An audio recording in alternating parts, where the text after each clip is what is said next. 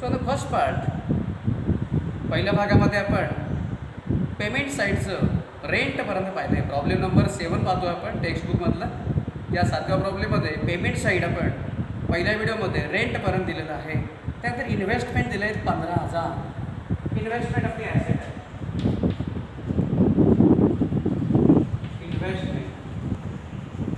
इन्व्हेस्टमेंटला खाली ॲडजस्टमेंट दिले बघा.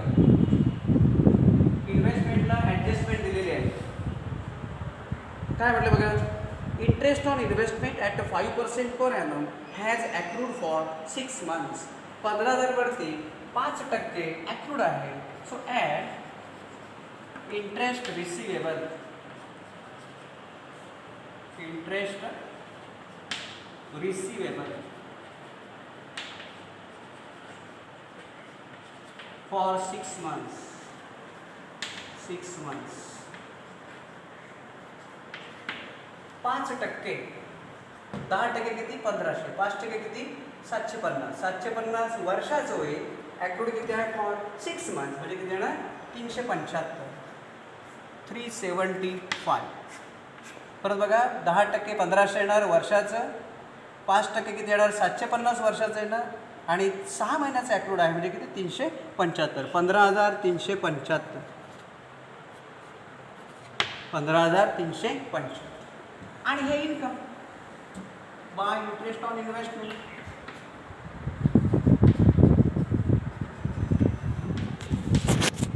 Bye interest on investment.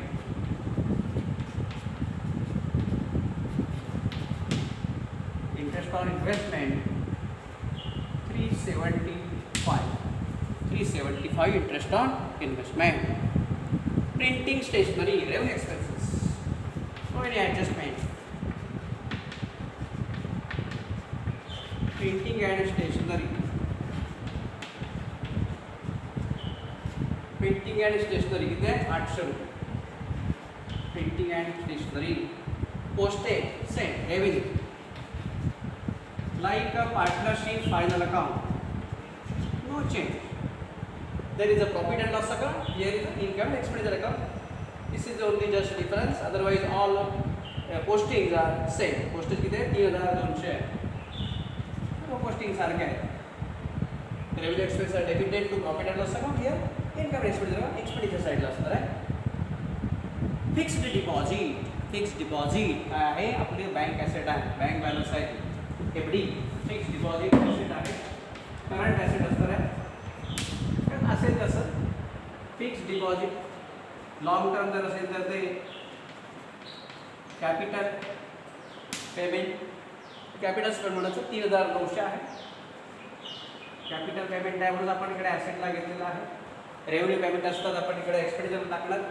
Fix deposit 3,900. आणि closing balance cash in hand आणि cash at bank. Cash at bank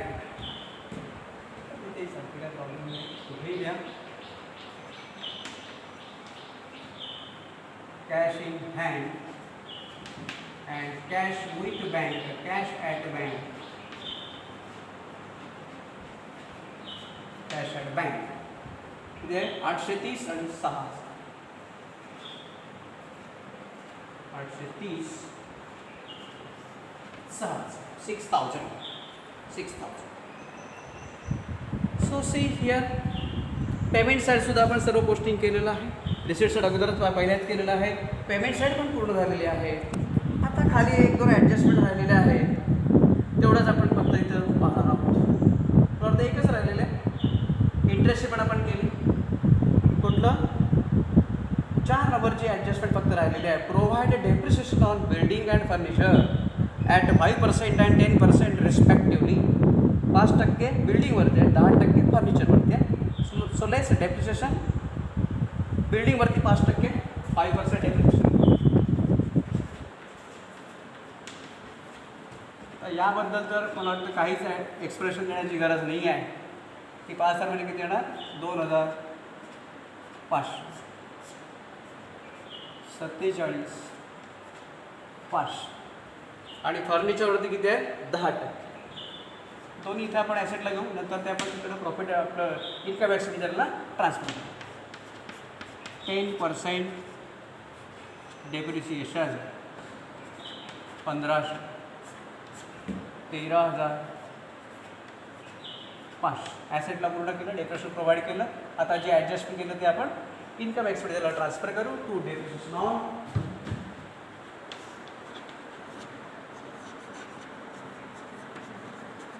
on building.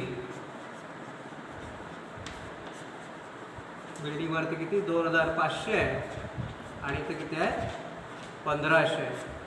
2,500 आणि 1,500 4,000. 4,000 depreciation. So see again, all receipts are posted either on the income side or on the liability side. Payment side, all items are posted either on revenue expenditure. On expenditure side, all the revenue expenses are debited and capital expenditure transferred to the asset side. अशा प्रकारे receipt and payment account किंवा संपूर्णपणे adjustment आपल्याला पूर्ण झालेल्या आहे. आता आपण फक्त काय करायचं आहे, इथं excess of income, excess of expenditure हे आपण क्लोज करू आहोत. आणि इन्कम जास्त आहे का एक्सपेन्सेस जास्त आहे तो इफेक्ट आपण डायरेक्ट कॅपिटल फंडला ट्रान्सफर करायचा आहे.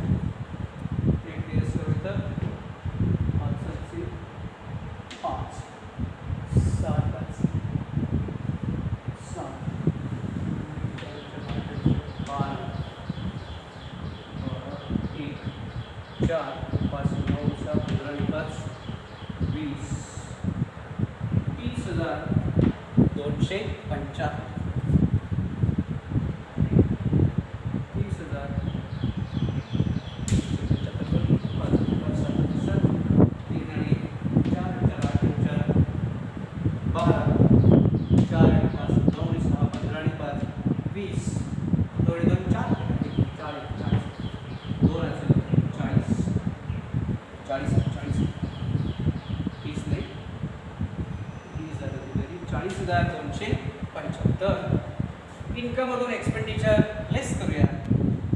To excess of income, excess of income over expenditure, income over expenditure.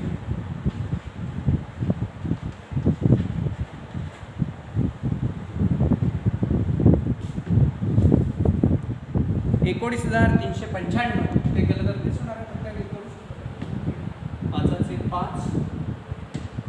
5 8 8 आणि 9 17 1 3 आणि 4 7 आणि 3 10 आणि 2 12 7 59 27 आणि 2 29 29 आणि 3 32 3 आणि 4 7 आणि 3 10 आणि 11 आणि 14 14 आणि 2 16 16 आणि 7 23 23 आणि 7 30 आणि 1 आणि 3 4 17,395 आहे का बघा. 19 आलं का 19,395 19,395 लाईक नेट प्रॉफिट. इथं नेट प्रॉफिट म्हणायचं नाही, excess of income over expenditure, पण ट्रीटमेंट तीच आहे. तो कॅपिटल फंडमध्ये ॲड करा. इथं मात्र ॲड सरप्लस म्हटलं तरी पण चालेल. ॲड सरप्लस इथे 19,395 19,395 म्हणजे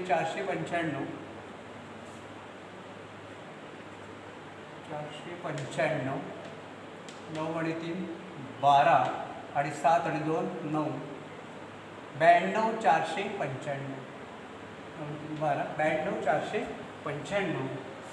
Now take the total of asset side and asset side. It must be equal. याची टोटल किती झालं पाहिजे 94,105.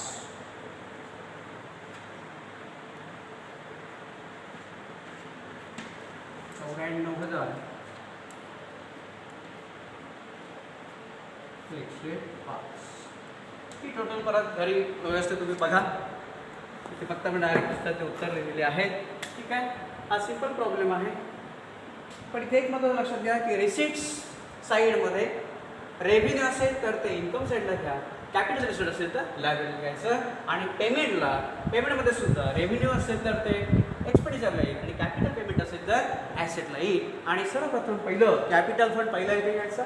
ओपनिंग बॅलन्स ऑफ ॲसेट्स आणि लायबिलिटी असतील तर त्या पहिल्या घ्यायच्या इथे जसं केलं तशा, किंवा आणखीन एक राहिले हे पण सांगू खरं, रिसिट अँड पेमेंट अकाउंटचा क्लोजिंग बॅलन्स सुद्धा डायरेक्ट अगोदर लिहिला तरी सुद्धा चालेल. ठीक आहे. कुठल्याही प्रकारे एकही आयटम राहता कामा नये एवढं मात्र लक्षात ठेवा की ज्यामुळे तुमचं पण बॅलन्स शीट टॅली होणार नाही. तर संपूर्णपणे पोस्टिंग झालं